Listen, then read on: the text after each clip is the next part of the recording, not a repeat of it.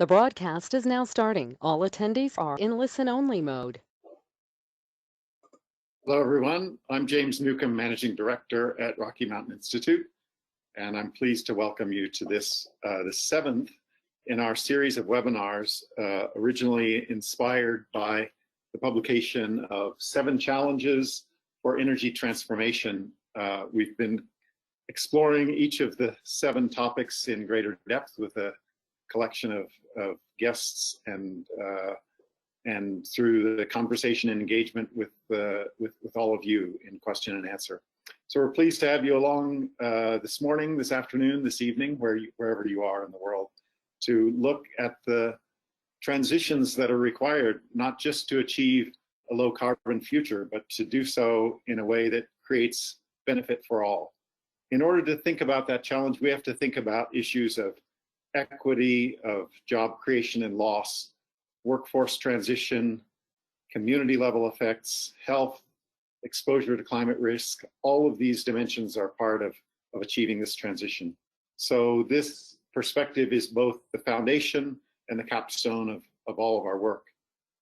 In this conversation, we're going to be focusing explicitly on job and workforce implications, but with an understanding that those dimensions are connected to literally every other dimension of our work.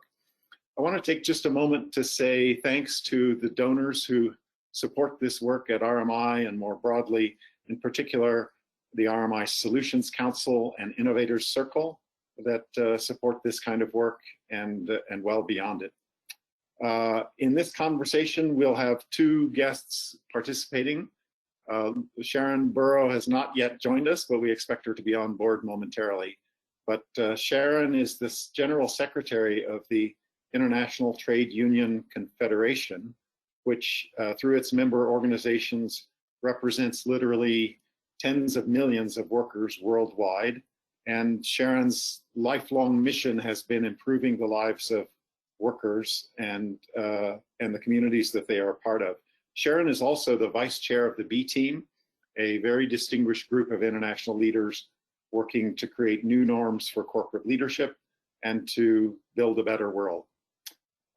Jacob Corvidae is a principal in RMI's Carbon-Free Cities and States program, has led the creation of the Residential Energy Plus program at RMI, and I would have to say is a passionate practitioner with more than 2 decades of experience in sustainable community development. Not just at RMI, but prior to joining RMI, Jacob was the executive director of the nonprofit EcoWorks in Detroit. So I want to take a few minutes to set the stage for this conversation, noting both the opportunity and the challenge that is represented by the set of issues that not only have been on our radar screen, all of us working in the transition to a climate-friendly energy system, but especially so in the current environment as we face global pandemic and the economic consequences of that pandemic and the challenges of recovery. I think it's fair to say that the opponents of climate action have been able to frame the efforts to reduce carbon dioxide emissions as bad for the economy and certain to kill good jobs in the fossil fuel sector. That is still a dominant part of the public narrative, certainly here in the United States and in many countries around the world, where the public view of climate action carries with it the idea of burden on the economy. But increasingly, we not only know that that's not true today, but looking forward, we know that that the opportunity for job creation and for community benefit from the transition is substantial and long-lasting. I'll give a couple of examples of this. We, of course, part of our work is to understand the global pathways to a low-carbon future. One of the most visible benchmarks of that is the International Energy Agency's World Energy Outlook, the latest version of which was just introduced 2 weeks ago. And I can tell you that the IEA Sustainable Development Scenario, which is not quite a Paris compliant path, but pretty close to it, envisions the creation of 27 million clean energy jobs in the next 3 years alone on the pathway to a sustainable recovery. And by the way, relative to a business as usual case, it avoids more than 12 million premature deaths between now and 2030 by virtue of reduced fossil fuel emissions in cities around the world. Similarly, the long-term energy analyses that have been offered by IRENA, the International Renewable Energy Agency, projects fossil fuel job losses to 2030 of somewhere between 2 and 7 million jobs lost, but the creation of somewhere between 38 and 60 million new jobs in clean energy by virtue of the transition to renewable energy. We know that the same numbers carry the day in the United States, and I'll call out a few of those because they're particularly relevant in the context of the pandemic and the hit on the economy that's taken place in the last few months as a result. As a starting place, just a reminder that numbers of jobs in clean energy vastly outweigh jobs in the fossil fuel sector by better than threefold, with better than 3.4 million jobs today in the clean energy sector. The pandemic has hit both sectors hard, honestly, but likely hit the fossil fuel sector for the long haul, whereas the clean energy sector stands a much stronger chance of rebounding rapidly as we emerge from the pandemic. According to Deloitte, about 107,000 jobs were lost in oil and gas, and their estimate is that 70% of those jobs may not return by the end of 2021, with oil prices around $45 a barrel. So many of the jobs being lost in oil and gas may be lost permanently. This is the case not just in the US, but increasingly globally, where many of the analyses that we're looking at see 2019 as a likely peak in oil and gas production globally. On the clean energy side, Deloitte's numbers say that about 500,000 jobs have been lost in the US in clean energy, with about close to 350,000 of those jobs in energy efficiency. So no surprise, it's hard to get into people's homes and into commercial buildings to do retrofits in the midst of the pandemic, but there is an expectation of a rapid recovery of those jobs as we emerge from the pandemic. And again, those numbers, those jobs vastly outweigh the number of jobs in the fossil fuel sector. Well, all of that is context, but it serves really only to frame the challenge for us of navigating our way through the creation of programs and opportunities, and by both public and private sector actors to create new opportunities for communities, for workers, and for sustainable development in its full vision. And our work to conceive of those opportunities and to build them out is front and center as we think about how to support the US recovery and the global recovery from the effects of pandemic, and how to shape the transition in a way that builds political and social momentum in support of it.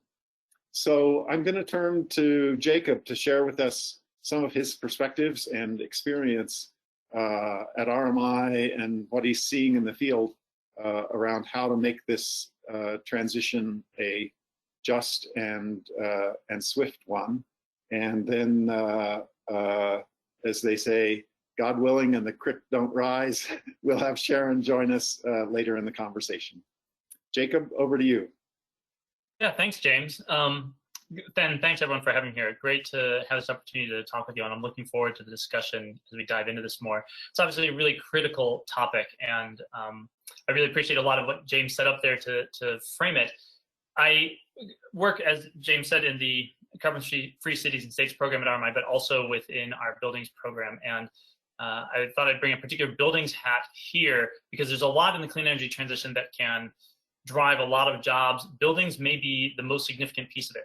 And that's partly because they tend to be local jobs. There's some very variation possible on that, but they tend to be jobs that can be really focused in where places are, and that makes them a very powerful economic development tool for communities to harness.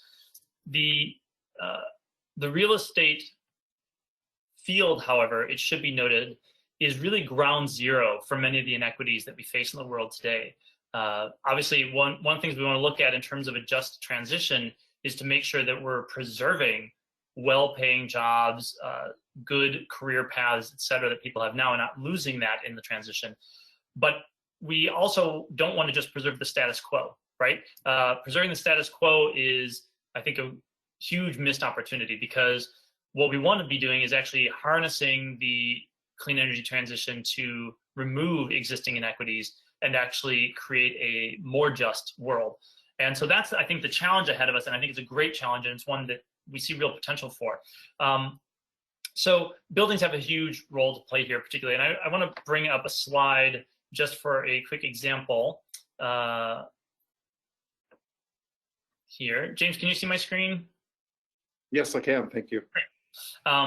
So just as a quick bit of comparison, this is some numbers, and this is more for a scale comparison than the exact numbers, but this is from a report some colleagues had done around one of the stimulus packages recommended around renewable energy, clean energy work. And they found that for the package they were proposing, there are 50,000 jobs in renewable energy, which was great. There are 73,000 jobs possible in grid modernization, which is great. And then 730,000 plus jobs in energy efficiency.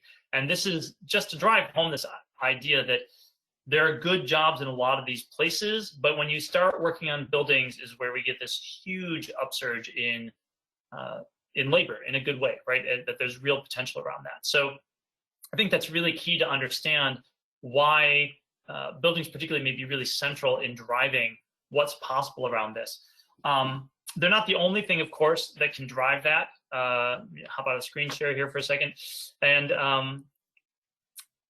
there's lots of other things we can do, but the fact that these are generally local jobs has a huge impact. Now, the next question, of course, is who has those jobs, right? And is there sort of an equitable distribution among that? So I want to highlight one of the things that we've been doing in the state of Massachusetts, particularly in the city of Boston, though we have other pieces running with other cities around Massachusetts as well, in partnership with a group called the Emerald Cities Collective.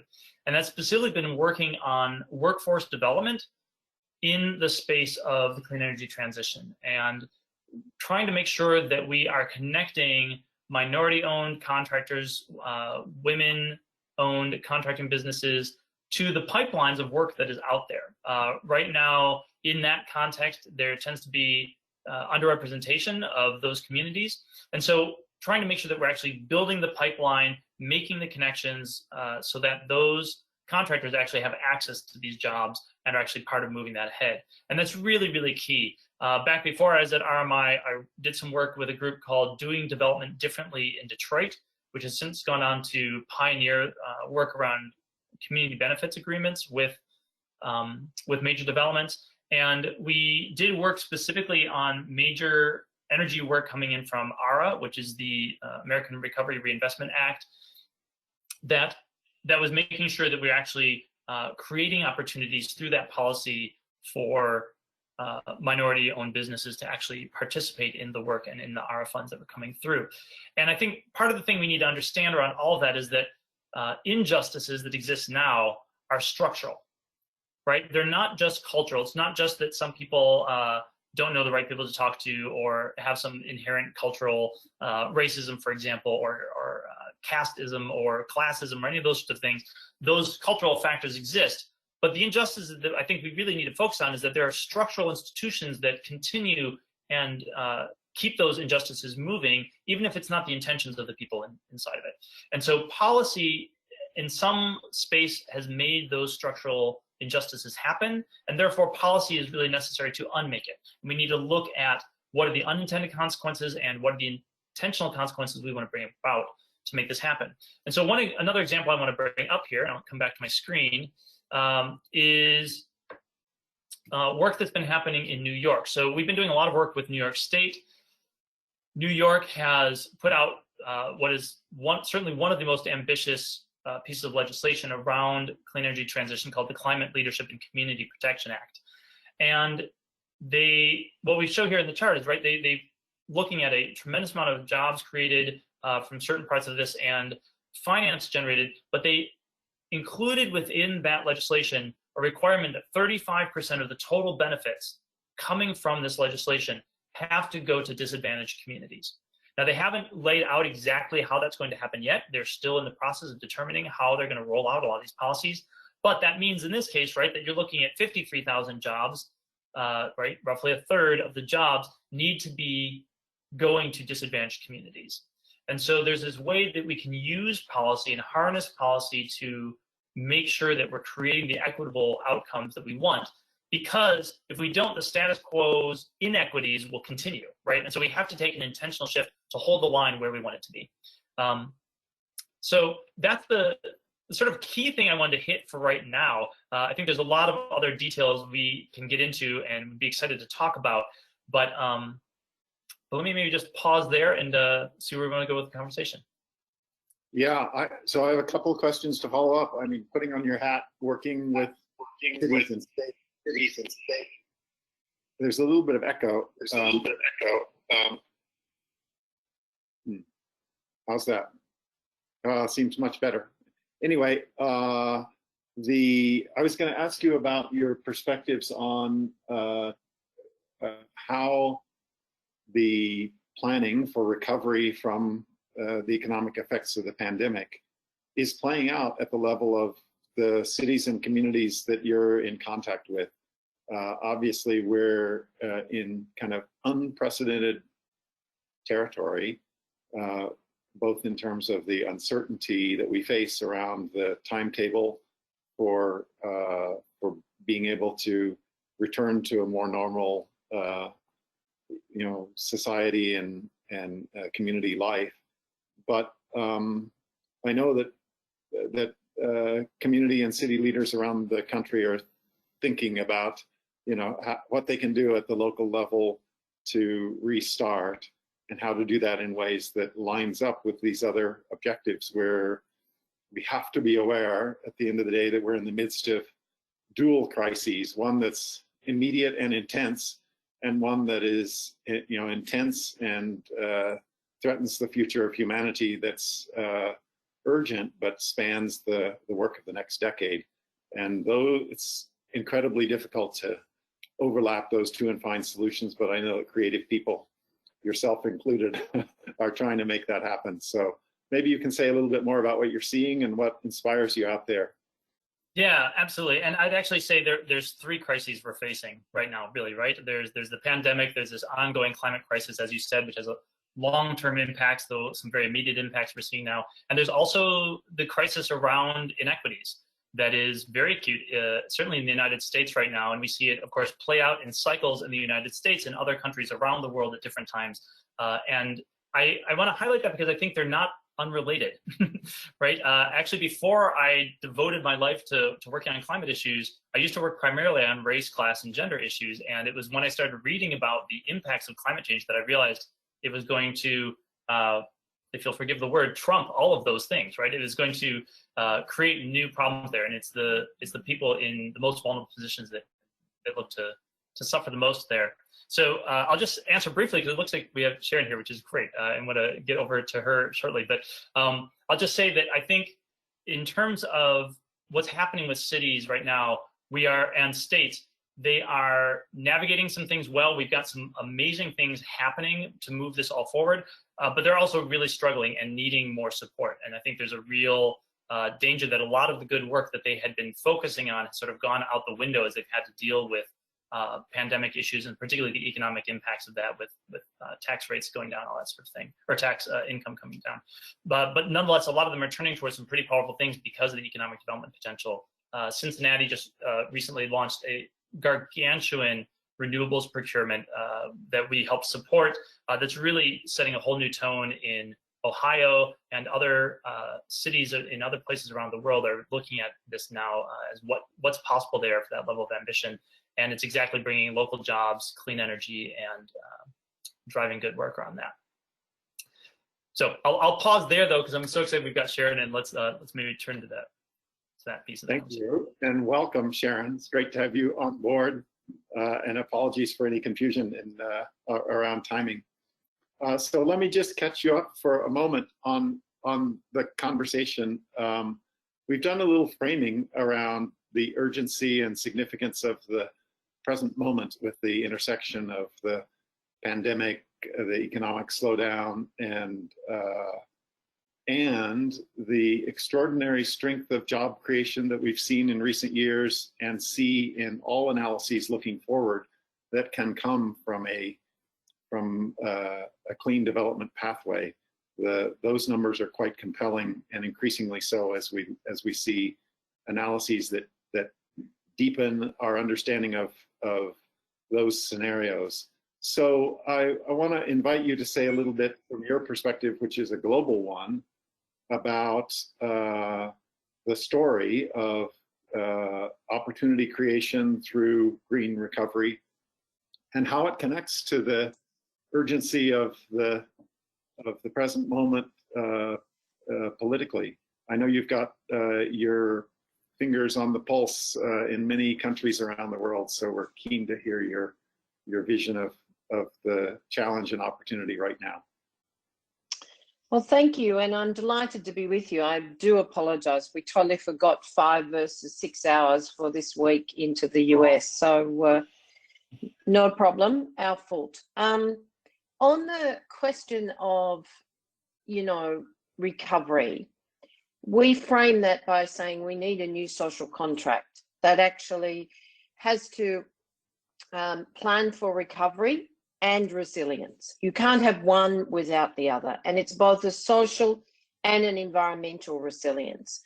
So why is it that we need to combine both? We already, as you know, were saying before COVID-19 that in fact you had a convergence of crisis, you had massive inequality, a breakdown in security in the labour market, massive, with 60% of the workforce globally now in informal work, no minimum wages, no rule of law, no social protection.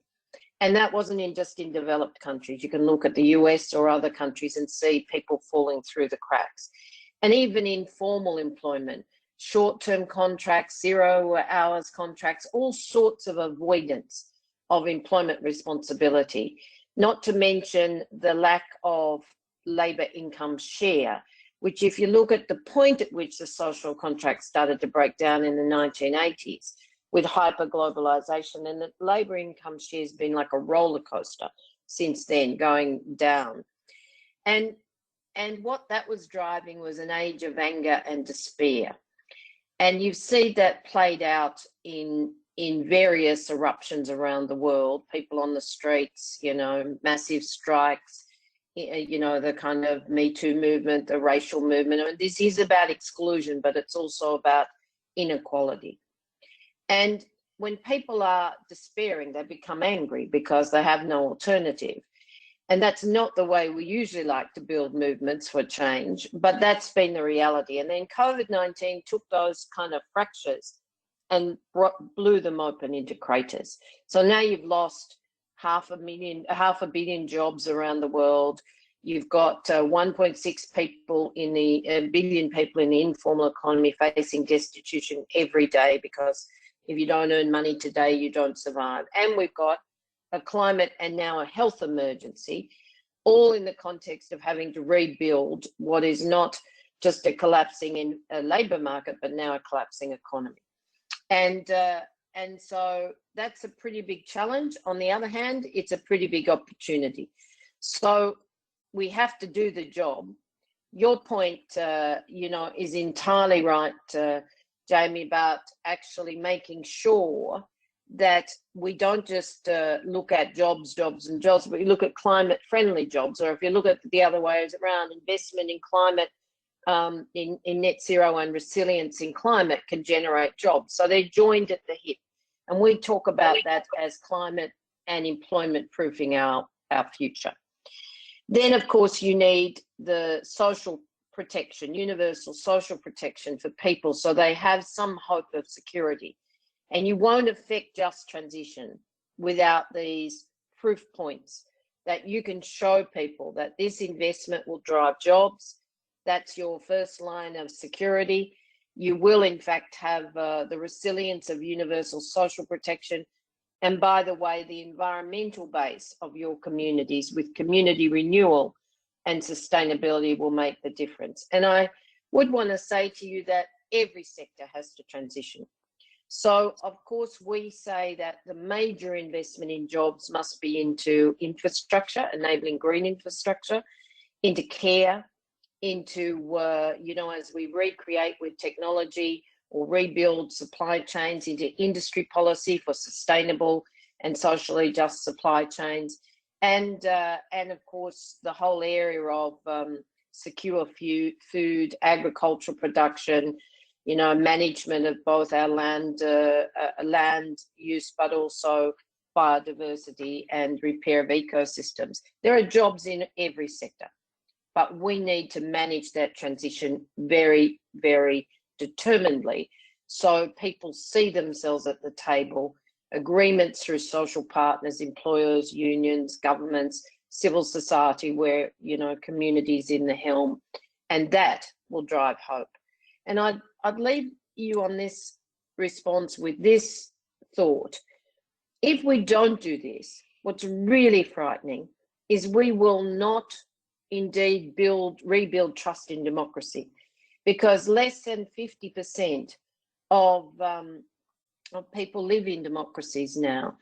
And if you look at the views of young people, less than 45% of young people trust or believe in democracy, compared to 2/3 in the 80s and 90s.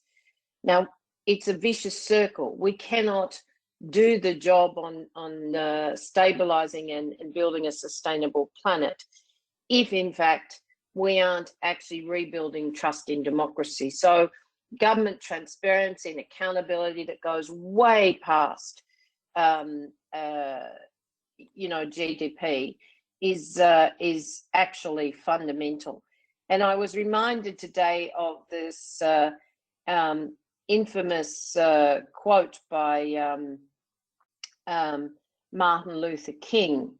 And I was just trying to find it here, but it was about how, if your interest is money, and I'll get because I can't find the words, but if your interest is money, then you have to move on. If your interest is in humanity, then indeed that will start to heal the fractures as we know them. So we have a lot of work to do, but you cannot rebuild a just recovery, a new social contract in our language, without jobs that are in fact climate friendly. It's that simple.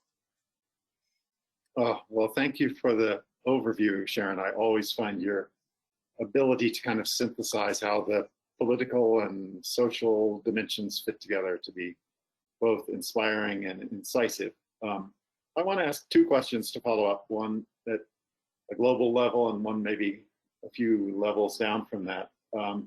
There was maybe yesterday or the day before a short article in the Financial Times by a member of China's State Council. The title, I think, is "No Nation is an Island When It Comes to Climate Change," or something to that effect. And an interesting gesture and signal around the opportunity that may stand coming forward for a new kind of international alignment. We don't know what the outcome of the US election will be, but that, of course, is hugely important to this. But Europe has set its course for green recovery. China has at least signaled an extraordinarily important ambition to net zero by 2060. And if the US were to come along, it seems like an incredible moment of opportunity for the kind of global alignment that we have hoped for, in a sense. And I'm just interested to hear your thoughts on that and how it might relate to this thesis you put before us around a new social contract. Well, I mean, I think really we can't do it if there isn't an interdependence globally. But the conditions for that are extraordinarily bleak, because hopefully next week may change some things in the world, but right now the only countries looking at an integrated approach are within the EU. And I'm not going to tell you that's not contestable. But if you look at their recovery plans, first of all, they're based on a social pillar, which is all about rights and people, the Green Deal, which is about the environment, and the just transition that is so vital to build trust. And then, of course, across the scope of measures, they've got their recovery plans, but they've also got some fundamental shifts. They're trying to look to how indeed you get the legislation that will put the floor under people, a minimum wage, clean up our dehumanizing exploitation in supply chains, mandated due diligence, look at questions around a basic or a minimum income for all people who fall outside the labour market or are, not within the realms of a minimum living wage, and much more. But if you look at the integration of what the EU is trying to do, it's got society and rights, it's got jobs and the environment, and it's got just transitions. And the legislative frame to bring together a rule of law that means that if you're going to invest in transition, say in heavy industry, then you're also going to have to look at border tax adjustments and so on. All of these measures will shift the basis of global trade, at least in and out of Europe. And hopefully, if it's confirmed, the new head of the WTO, who is a Nigerian woman, Ngozi today, will actually make a difference as well, because bringing that global and development perspective from Africa, let's hope we can reshape some of that multilateralism. But it's not easy. The tendency is withdrawal. You're even seeing the debate, despite many, many people around the world making huge efforts, along with institutions, for no vaccine nationalism. You're seeing the rise of vaccine nationalism in a context where we don't even have one yet, but without the reality of understanding that if everybody's not safe, no one's safe in an interconnected world. Yeah, and James, if I could hop on that for a second too, I think there's this interesting piece here where the transitions are going to be happening, right? I mean, solar is outstripping coal. It's starting to outstrip natural gas. Like these transitions are going to happen. The question, I think, to Sharon's point around, are we aligned? Can we do it in an orderly way? Can we actually be intentional about creating an orderly transition? And I think when we can, that's where we have this real opportunity to do amazing work around equity and around just transition and creating the society we want to. But the transition is going to happen. And if we don't align around it, then it happens in a really messy way. And we see the risk that we do have people with good paying jobs now losing those jobs. And we have a situation where there's not a transition into the new economy. And if I had to tell my kids right now, oh, like, should you be looking at a career in solar or coal? I mean, the answer is pretty obvious on where the potential is there. So, and I think the one other piece I just wanted to hit on briefly here is that you used the word earlier, and we've heard it a lot recently, that these times are unprecedented. And I think they're unprecedented, but they're not unpredictable. We couldn't have predicted this exact pandemic or exactly what weather, wildfires will hit Australia or like what things will happen exactly where. But the general trend towards climate chaos is predictable. The general trends towards economic clean energy are predictable. And we need to be planning for that in a way that we can actually navigate it and sail those seas in a positive way. Well, I think that's absolutely right. And unless you get these things in alignment, the transitions will happen. But it will be in this world, if transition happens in a way that doesn't give people security and hope, then the resistance will be such that I think we'll fail to get the job done, particularly when there's such a lack of trust in our democratic processes and indeed governments themselves. And what Martin Luther King actually said is we need leaders not in love with money, but in love with justice, not in love with publicity, but in love with humanity. And I don't normally quote people, but I just thought that said it all this time. If we simply go in with a recovery that's about money, we failed the planet and we put our own very extinction right back on the table. And if we don't actually have justice, then all of the commitment to humanity will not be maintained, because what we've seen, with the explosion of global monopoly power and a corporate greed around the world, is that for not just those corporations, previously about profit first, shareholder value first, but for governments invested in that model, you got money first, and that's what's left us without the resilience and the trust amongst people, and we've got to flip that around. I want to encourage people on the call to submit questions in the chat, and we'll work through as many of them as we can. One of those has to do with workforce development and retraining, and references the role of community college systems, but I want to just widen it a little bit and ask about kind of what you see as the best avenues for this, and in particular, Sharan, putting on your B team hat, this isn't just the responsibility of the public sector, but of corporations to play a role in workforce development. And I'm interested in your thoughts on what you're seeing that's encouraging.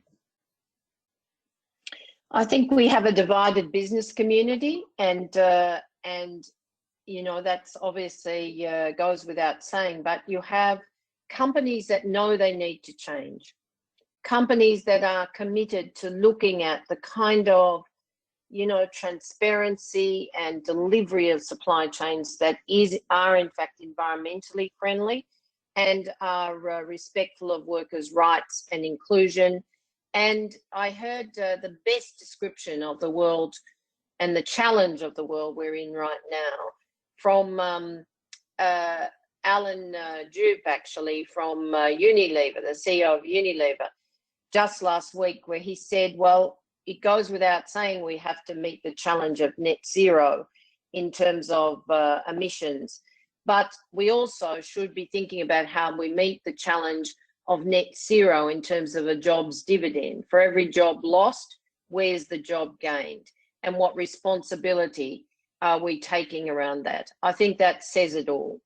You cannot build a global economy if people don't have a job and income to actually sustain themselves and therefore create that fundamental demand, at least not an economy that's inclusive. And you can't build, indeed, sustainability if we're not committed to a planet that we're no longer destroying.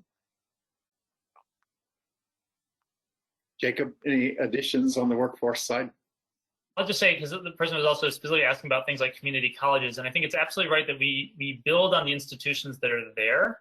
I mean, that we don't need to reinvent the wheel on a lot of this, and yet it's worth noting that schools across the world right now are undergoing massive change because of the pandemic, and a real struggle around what's possible there, but also some real innovation.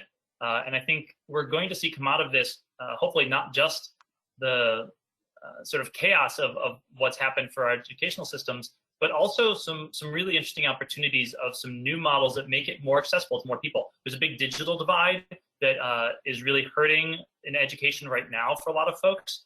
But if we can, again, getting back to infrastructure development, if we can invest publicly in the sort of infrastructure to make sure that digital divide doesn't happen, we actually open up a tremendous opportunity to bring a just transition by helping more people have access to more educational opportunities to make that transition. I think that's right. And, whether it's work and telework or remote work, or whether it's schools and the rapid digitalization of education, no one's going back. But I also think there's again some big social questions. There's again the equality question, as you say, where's the investment to see everybody has equal opportunity? But there's also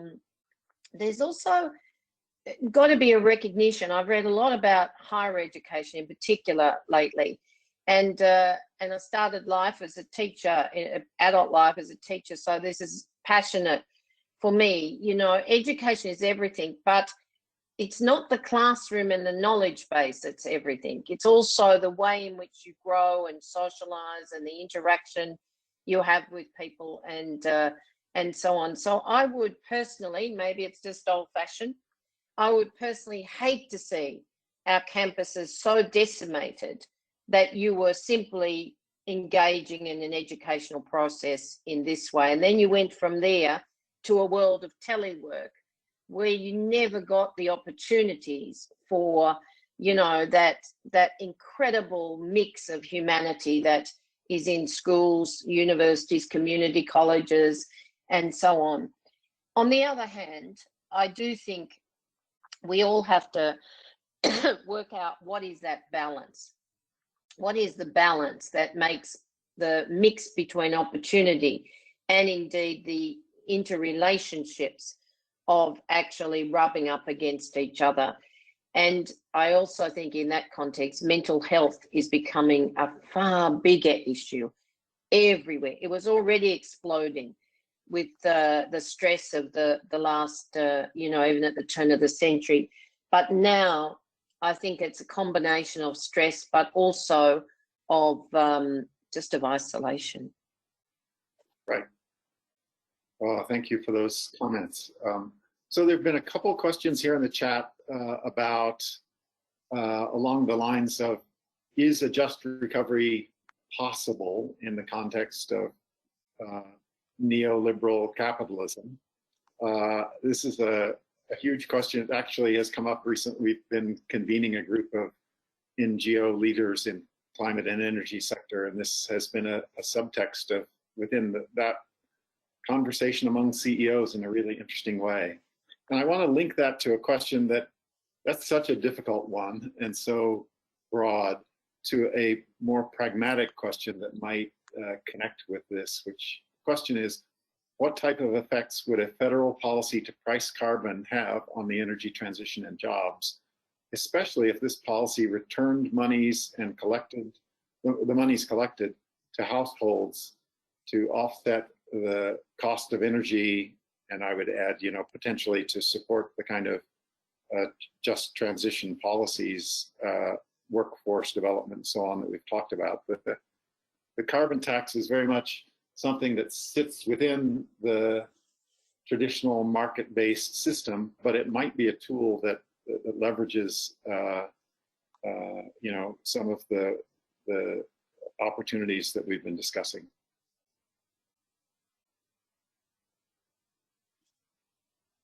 I'll take a first stab at these. These are big questions. I will say I think the cat's out of the bag on globalism and global economy. So there's certain parts of neoliberalism that are not going to just go away. But I do think that capitalism is what we make it, and as it's structured now has deep inherent flaws. Even the chairman of the World Economic Forum has said capitalism as it exists now cannot continue. That's remarkable, and I think it's accurate. What's brilliant and wonderful about capitalism is that it self-organizes. And self-organizing is like natural systems, right? It's biomimetic. It is something that allows things to go in a fertile way. But the way we have it structured now is a huge problem for especially these issues around justice and equity. And so we need to design the rules of the game that can make this more functional. And I don't think we know exactly what that is yet. There's experiments out there, and I think we need to work on it because the status quo, again, is not the thing we want to preserve. I think we want to preserve something. We want to create something better. Whether sort of a fee and dividend style carbon tax is the answer, I think it's a great tool. I think it is a limited tool, though it is a powerful tool, but an insufficient one. And particularly around the fact that, again, if we take the concept that what we have now is a not fully equitable system, something that simply self-organizes, for example, giving money back to people around the structure as it exists now, doesn't correct for that. And so I think we need some targeted, focused, intentional policies and work around something like the carbon tax to make sure that it's actually uplifting the communities that need it. So I would totally agree that globalization is here for the duration. You can't put that genie back in the bottle.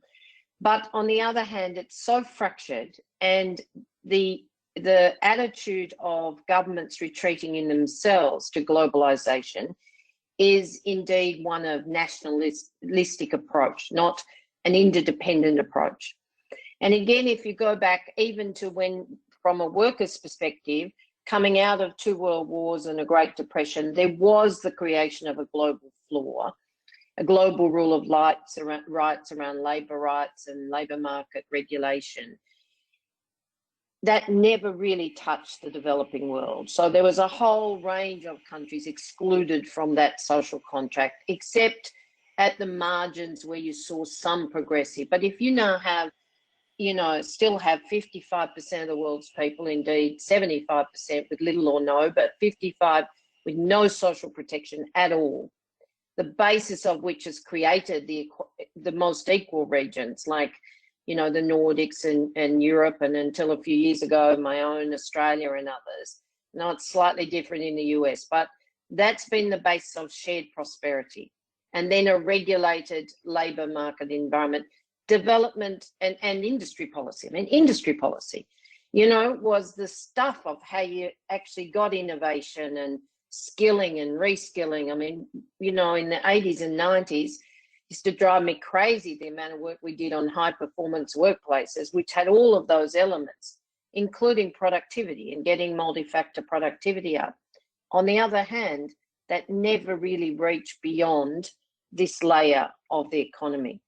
So now if we don't turn that around and say, how do you get development? It'll be different, but development everywhere to sustain jobs, to sustain fundamental social protection, and how do we kickstart that in the interests of our interdependence, then I think capitalism will become as contested now, today, as it was at the time of the kind of communism, capitalism divide.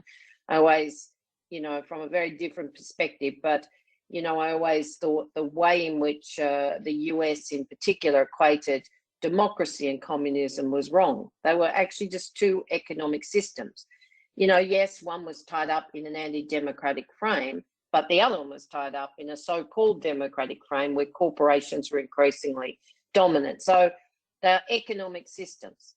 Now, there's a whole range of debates we could have about this, but the current move from shareholder capitalism to stakeholder capitalism is a nice set of words. But actually, what does it really mean? Who determines the stakeholders? Do they all have a say at the table?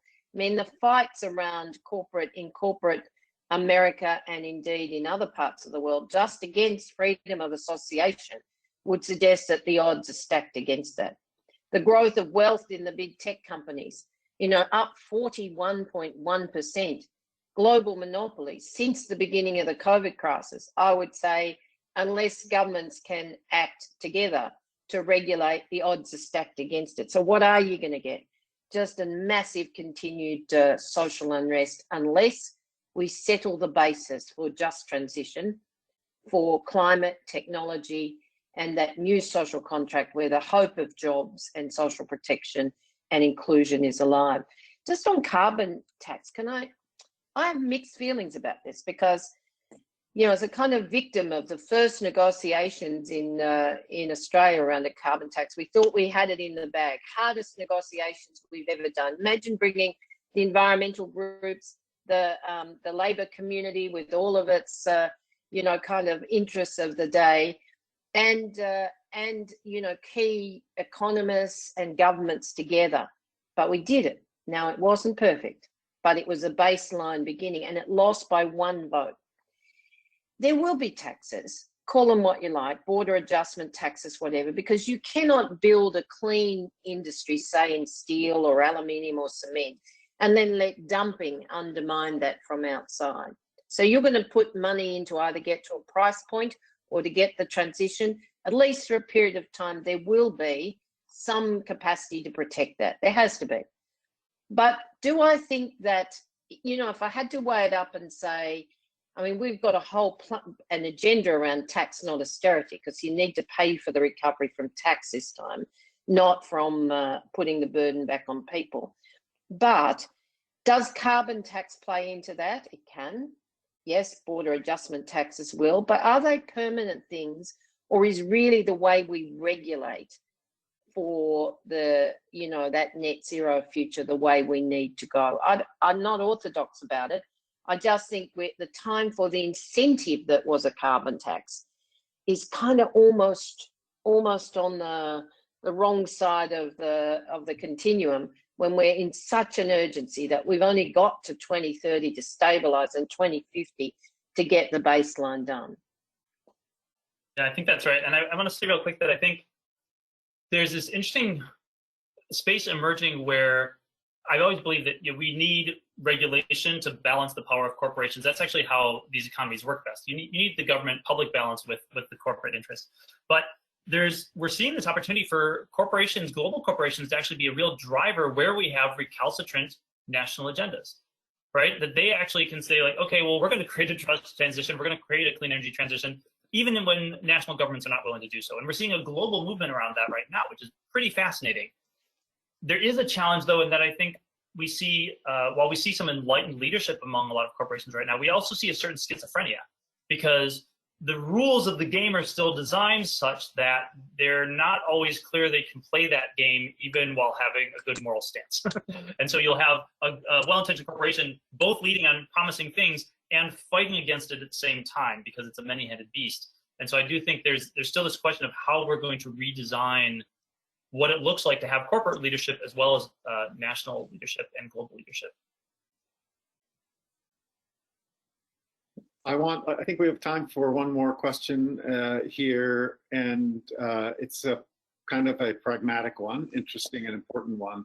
On a national level, how do you see public policy and private universities and colleges working together around a vision of new tech schools that create clean, renewable energy and climate innovation jobs? There was, you know, the reference earlier to community colleges. I think at all these levels, we're looking for how they play and how they're guided and really connected to the real job opportunities that are emerging. Well, I'll have a go at it. I think depends where you are in the world, you're dealing with a different frame, because there are parts of the world where it's a little bit like social protection. The basis of education is still seen to be a shared responsibility across the community.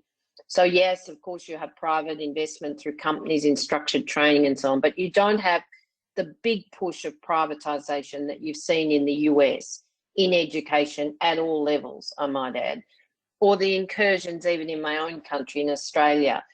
Before I left there, the battle was always to say, well, you know, there's nothing wrong with people providing quality public education, so everybody is educated and no one is excluded. But the profit, the attraction of the profit to be made off indeed public investment is not too different from the attraction for corporations to get public subsidies. And you're seeing it now, you know, the billions of dollars have been given to corporations, often with us arguing for that, but too often without conditionality. That was why we argued for it, because business continuity could mean, in fact, job protection, wage protection, and so on, as it should in the mix. So how do they work together? Well, it's a good question, because that divide has been and remains so contestable right now that there have been models over the years of shared technology and between business and colleges and so on. Some of that's worked, but not at grand scale. It should have worked at grand scale, but it hasn't. So unless you again take the profit motive out of it and say there, how do you align private and public expertise for the interests of people, not profit, then I'm not sure we're going to actually see a lot of those experiments work, sadly. Yeah, and I just would add that I think one of the things we always face as one of the #1 challenges in workforce development around green jobs, around just transition, on all of this, is that there's balancing sort of the supply and demand of labor to projects, right? You've got people being trained for the new clean energy transition. You have to have enough projects coming to do it.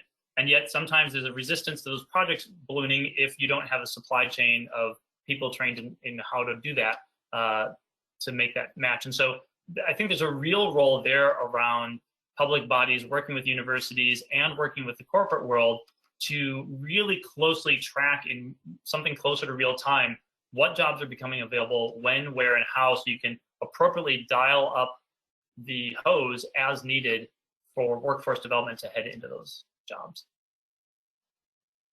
Great. Well, mindful of time, I want to wrap us up, but say thanks to both of you for your contributions. I think there's no question that these issues are front and center and actually will be determinative of whether we succeed or fail in meeting the climate objectives, because we will only do so if we're able to create alignment with the social benefit, community welfare, and job creation elements of the opportunity.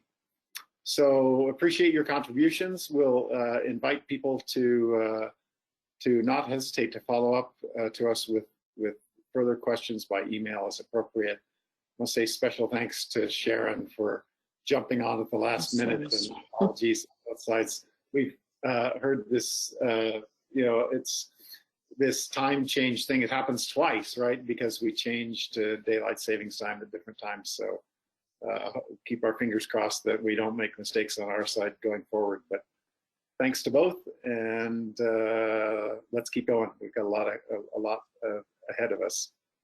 Appreciate your Thank you. Yeah, thanks, James, and thank you. No, pleasure. Yeah, thanks, Jacob, and thanks, James. Great. Goodbye, all.